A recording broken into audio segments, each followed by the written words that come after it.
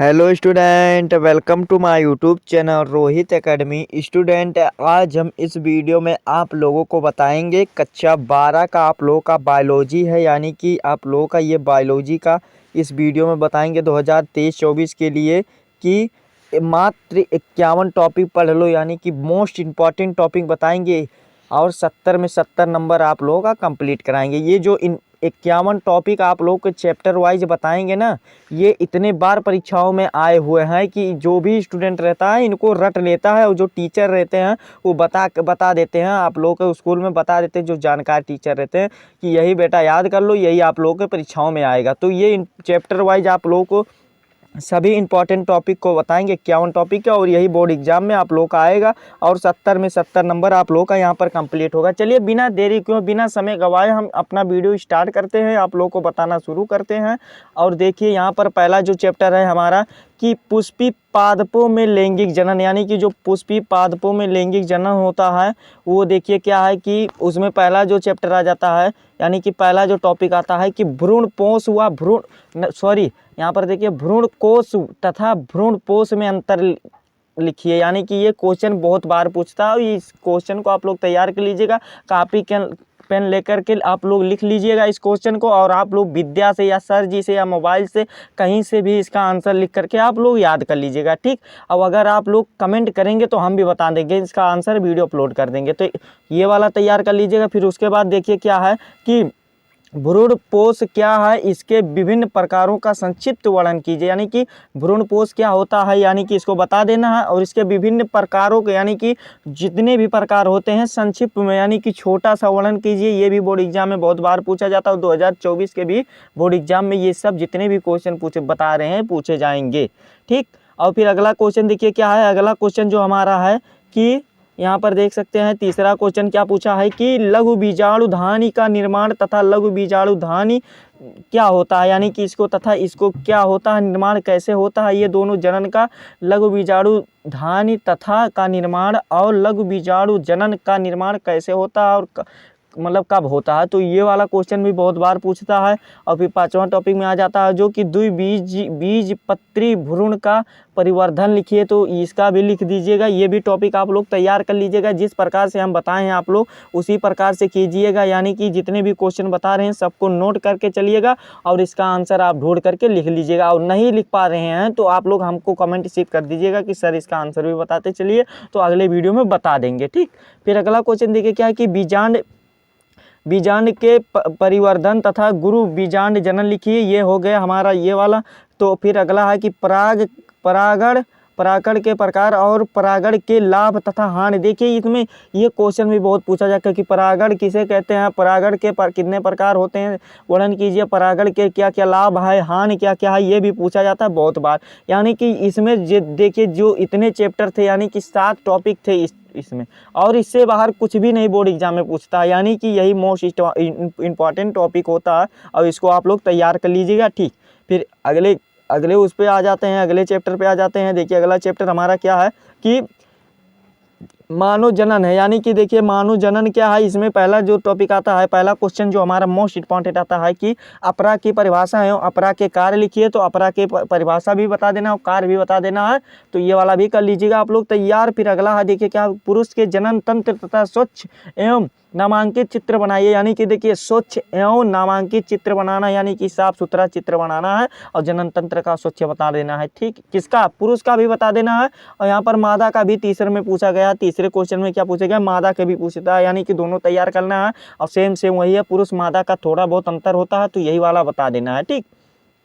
फिर अगला देखिए क्या है, चौथा जो पूछा है कि युग्मक जनन क्या है, नामांकित चित्र की सहायता से मानव की शुक्र जनन की प्रक्रिया का वर्णन कीजिए। तो ये चौथा वाला भी तैयार कर लीजिएगा, ठीक।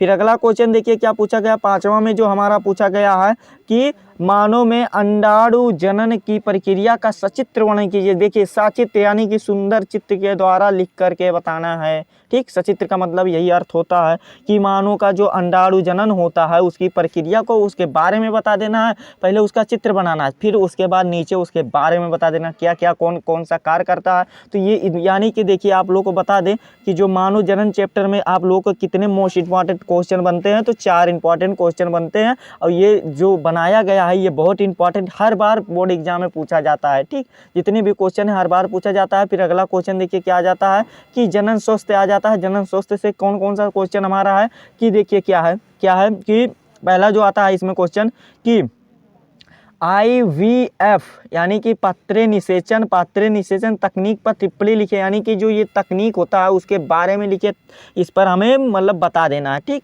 ये हमारा पहला होता है। फिर लिखना है जनसंख्या विस्फोट एवं निवारण पर निबंध लिखे। देखिए जनसंख्या स्वस्थ पर ना ये भी बहुत पूछा जाता है। ये अगर आप तैयार करते हैं ना तो हिंदी का भी तैयार हो जाएगा आप लोगों का। ठीक, ये हिंदी में भी निबंध पूछा जाता है, तो ये वाला भी अच्छे तरीके से तैयार कर लीजिएगा। तो ये वाला हो गया। जनन स्वस्थ में 2 ही क्वेश्चन आप लोग के आते हैं मोस्ट इंपॉर्टेंट, तो इसको भी तैयार कर लीजिएगा। फिर हमारा देखिए क्या है कि वंशागत तथा विविध के सिद्धांत लिखे, यानी कि वंशागत के सिद्धांत तथा विविध के सिद्धांत के जो चैप्टर हैं, विविधता के सिद्धांत के जो चैप्टर हैं उनके जो मोस्ट इंपॉर्टेंट है। देखिए क्या क्या है कि डाउन सिंड्रोम क्या है, इस पर टिप्पणी लिखिए, ये वाला हमारा पहला है। फिर अगला है जीन रूप तथा दृश्य रूप लक्षण पर टिप्पणी लिखिए, ये वाला भी कर सकते हैं। तीसरा वाला भी तैयार कर लीजिएगा, दूसरा वाला। और तीसरा वाला है क्रॉसिंग ओवर क्या है, यानी कि क्रॉसिंग ओवर क्या होता है इसको भी बताना होता है। तो ये वाला भी आप लोग क्वेश्चन तैयार कर लीजिएगा। ये वेरी इंपॉर्टेंट टॉपिक है, महत्वपूर्ण इंपॉर्टेंट प्रश्न है। देखिए फिर अगला चौथा क्या है कि सह प्रभाविता पर टिप्पणी लिखिए, यानी कि सह प्रभाविता पर भी टिप्पणी लिखिए, तो इसको वाला भी तैयार कर लीजिएगा। फिर अगला देखिए क्या है कि अनुवांशिक रोग क्या है, यानी कि अनुवांशिक रोग, यहाँ पर देखिए सह प्रभाविता वाला हो गया। फिर यहाँ पर देखिए पांचवा वाला क्या है कि प्रभाविता तथा अप्रभाविता का विभेद कीजिए, यानी कि अंतर एक प्रकार का बता देना है। विभेद यानी कि तुलना करना है, क्या करना है, तुलना करना है, तो इसको वाला भी कर लीजिएगा, पांचवा वाला भी। और छठवां वाला जो है हमारा कि अनुवांशिक रोग क्या है, यानी कि अनुवांशिक रोग जो एक दूसरे से मतलब फैलता है, ये क्या होता है, मतलब जो मतलब DNA और RNA के द्वारा जो होता है वही वाला है, तो ये वाला भी बता सकते हैं आप लोग। फिर मानव में लिंग निर्धारण कैसे होता है, इसको वाला भी सातवां वाला, ये हमारा बहुत इंपॉर्टेंट है। ये वेरी इंपॉर्टेंट, हर बार बोर्ड एग्जाम में पूछा जाता है, 2024 में भी पूछा जाएगा। ठीक, और फिर अगला क्वेश्चन देखिए क्या कि मंडल के वंशागत के नियम को लिखे, यानी कि मंडल के जो नियम था उसको, ये नियम भी बहुत इंपॉर्टेंट रखता है, आप लोग के बोर्ड एग्जाम में पूछा जाता है। और फिर अगला देखिए 9वां क्या है कि लिंग संलग्न गुणों से आप क्या समझते हैं, इसको वाला भी बताना है, तो ये वाला भी बता सकते हैं आप लोग। इतना यानी कि आप लोग का जो अगला ये वाला चैप्टर है वंशागत तथा विविधता के सिद्धांत पर, तो 9 ये टॉपिक है, इनको आप लोग तैयार कर लीजिएगा। फिर अगला देखिए वंशागत के आधार पर आणविक आधार, देखिए वंशागत का आधार आणविक आधार, यानी कि इसमें देखिए पहला क्वेश्चन जो इंपॉर्टेंट पूछा जाता है बोर्ड एग्जाम में कि क्या पूछा जाता है कि DNA तथा RNA में अंतर बताइए, यानी कि DNA और RNA में, ये मोस्ट इंपॉर्टेंट क्वेश्चन है। ये वैसे तो आप लोगों को थोड़ा बहुत याद ही होगा, तो DNA और RNA में जरूर तैयार कर लीजिएगा, अंतर क्या होता है, 5 लगभग 5 याद कर लीजिएगा। ठीक, तभी आप अच्छा नंबर पाएंगे। और फिर अगला क्वेश्चन दूसरा जो पूछा जाएगा DNA अंगुलिक छापी क्या है, इसकी उपयोगिता पर प्रकाश डालिए, उसकी उपयोगिता पर प्रकाश डाल देना है। फिर अगला है कि मानव जीनोम प्रोजेक्ट पर टिप्पणी लिखिए, तो ये वाला भी प्रकाश डालिए वाला, ये वाला भी तैयार कर लीजिएगा। फिर तीसरा जो क्वेश्चन है कि मानव जीनोम प्रोजेक्ट पर टिप्पणी लिखिए, तो इसको वाला भी तैयार कर लीजिएगा। फिर देखिए चौथा वाला क्या पूछा गया है कि DNA की संरचना के वाटसन एवं क्रिक मॉडल को उपयुक्त चित्र बना करके समझा करके तथा इसके कार्य का वर्णन कीजिए, तो ये कार्य वाला भी चौथा वाला कर लेना है, इसको भी तैयार कर लेना अच्छे तरीके से। बहुत इंपॉर्टेंट क्वेश्चन है ये सब, और ये सब बहुत ही कठिन आप लोग को लगते हैं कब, जब आप लोग पढ़ते नहीं है तब। ठीक, पांचवा क्वेश्चन पूछा कार्य के आधार पर RNA कितने प्रकार के होते हैं, वर्णन कीजिए, यानी कि जो कार्य के आधार पर RNA कितने प्रकार के होते हैं वर्णन भी करना है, और मतलब उनको बता देना है सभी, यानी कि सभी प्रकारों को हमें उसके बारे में लिखना है। ठीक, फिर पांचवा देखिए क्या पूछा गया है कि अनुलेखन पर विस्तृत टिप्पणी लिख कीजिए, यानी कि अनुलेखन क्या होता है इस पर हमें विस्तार पूर्वक से वर्णन करना है, तो ये वाला छठा वाला भी कर लीजिएगा।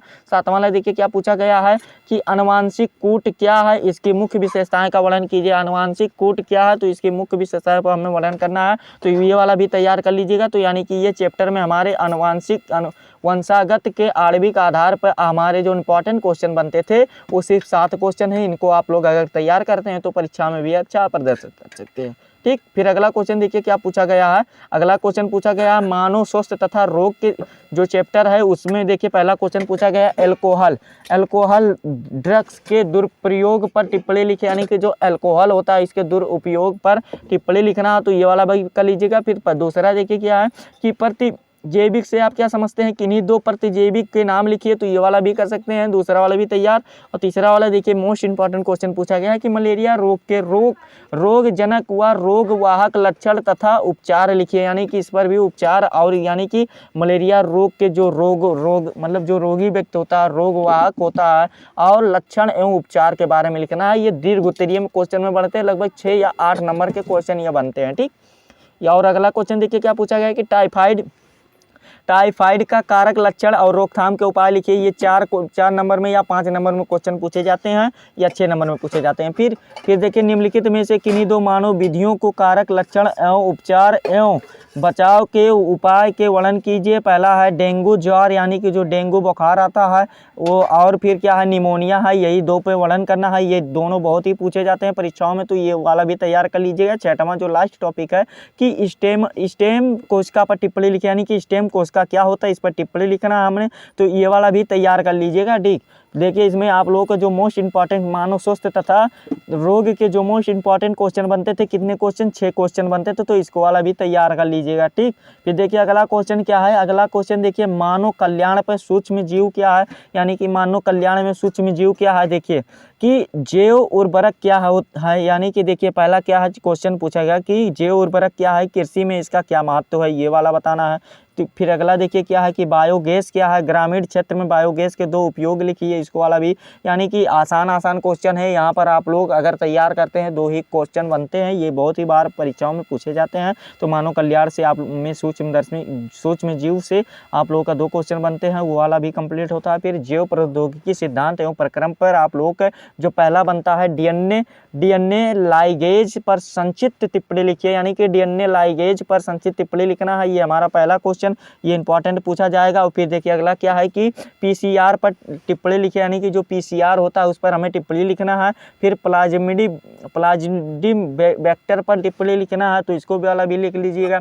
ठीक, यानी कि आप लोगों का जो ये चैप्टर है जैव प्रौद्योगिकी सिद्धांत वाला, इसमें आप लोगों को टोटल 3 टॉपिक बनते हैं जो कि मोस्ट इंपॉर्टेंट टॉपिक हो, यानी कि जितने भी आप लोगों को बताएंगे ये बोर्ड एग्जाम में इतने भी बार आए हैं ना, तो हर एक स्टूडेंट इसको रट लेता है। तो आप लोगों को भी रटना है और समझना है, जो समझ में नहीं आएगा उसको रट लेना है। ठीक, यानी कि प्रयास करेंगे तो आप लोगों को सब कुछ आएगा वैसे। और फिर अगला चैप्टर जो हमारा आ जाता है, देखिए क्या है अगला चैप्टर है कि जैव प्रौद्योगिकी एवं उसके उपयोग है। इसमें पहला है कि जैव प्रौद्योगिकी की कृषि क्षेत्र में उपयोग लिखिए, तो ये वाला भी उपयोग लिखना है। फिर अगला है कि बीटी कपास पर टिप्पणी लिखिए, तो बीटी कपास पर टिप्पणी भी लिख देना है, यानी कि बीटी कपास क्या होता है इसके बारे में बता देना है विस्तार से। फिर अगला है कि पायरेसी का उदाहरण सहित टिप्पणी लिखिए, यानी कि पायरेसी का उदाहरण सहित टिप्पणी लिखना है, तो इसको वाला भी कर लीजिएगा। तीसरा वाला भी मोस्ट इंपॉर्टेंट टॉपिक है। फिर अगला देखिए क्या है कि जैव प्रौद्योगिकी का मानव स्वास्थ्य के क्षेत्र में अनुप्रयोग लिखिए, तो ये वाला भी अनुप्रयोग कर लेना है। फिर अगला है कि पुनर्संयोजन डीएनए और प्रौद्योगिकी क्या है, अनुवांशिक अभियांत्रिक मानव हित में 4 अनुप्रयोग लिखिए, तो ये वाला भी कर लीजिएगा। 5वां क्वेश्चन भी बहुत इंपॉर्टेंट है। फिर इंसुलिन की बात आ जाता है, मानव इंसुलिन पर टिप्पणी लिखना है। किसके इंसुलिन पर, मानव, यानी कि जो मनुष्य का इंसुलिन होता है उस पर टिप्पणी लिखना है, उसके बारे में बताना है क्या क्या होता है, और मतलब ये सभी बता देना है। तो यहाँ पर आप लोग कर लीजिएगा इतने, यानी कि 6 टॉपिक इस चैप्टर से आप लोग के बनते थे, तो यानी कि इतना ही करना था इसमें। और फिर अगला चैप्टर जो है देखिए क्या है कि अगला चैप्टर है कि जैव विविधता एवं संचरण, यानी कि जैव विविधता और संचरण के हमें बताना है। तो देखिए इसमें पहला जो आता है कि देखिए क्या है IUCN तथा WWF, यानी कि का पूरा नाम लिखिए, ये बहुत ही बार पूछे जाते हैं, यानी कि IUCN का पूरा नाम लिखना है और WWF का पूरा नाम लिखना है। ठीक, फिर अगला क्वेश्चन देखिए क्या पूछे जाते हैं दूसरा कि संकटग्रस्त वन्य प्राणियों से आप क्या समझते हैं, संक्षेप में वर्णन कीजिए। लीजिए, ये वाला भी कर लीजिएगा, ठीक। फिर अगला क्वेश्चन तीसरा जो पूछा गया, तप्त स्थल यानी कि हॉट स्पॉट पर टिप्पणी लिखिए। फिर चौथा जो है जैव विविधता पर परिभाषा लिखिए। ये जैव विविधता वाला आप लोग 9 से ही पढ़ के गए होंगे, वहाँ पर 12 में पहुँचे हैं। यानी कि जैव विविधता की परिभाषा किसे कहते हैं, क्या होता है, इसके बारे में बता देना। यही मोस्ट इंपॉर्टेंट 4 टॉपिक आप लोग थे। तो यही आप लोगों के इतने ही टॉपिक इस वीडियो में थे, और जितने भी टॉपिक आप लोगों को इस वीडियो में बताए हैं ना, ये इतने बार बोर्ड एग्जाम में आए हैं, इसीलिए आप लोग को बता रहे हैं कि आप लोग और आएंगे भी 2024 में, इसी में से आप लोग को आएंगे। अगर आप लोग इसको अच्छे तरीके से तैयार करते हैं सभी 51 टॉपिक को, तो आप लोग बोर्ड एग्जाम में अच्छा प्रदर्शन कर सकते हैं, अच्छा नंबर ला सकते हैं। तो आप लोगों को ये वीडियो कैसा लगा कमेंट करके ज़रूर बताइएगा। अगर आप हमारे चैनल पर नए हैं तो चैनल को सब्सक्राइब कर दीजिएगा और बेल आइकन को भी दबा दीजिएगा। और इस वीडियो को कक्षा 12 के जितने भी स्टूडेंट हैं उनके पास अधिक से अधिक शेयर ज़रूर कीजिएगा, ताकि वो भी जानकारी को प्राप्त कर सके। चलिए मिलते हैं नेक्स्ट वीडियो में नेक्स्ट टॉपिक के साथ, तब तक के लिए जय हिंद, जय भारत, वंदे मातरम।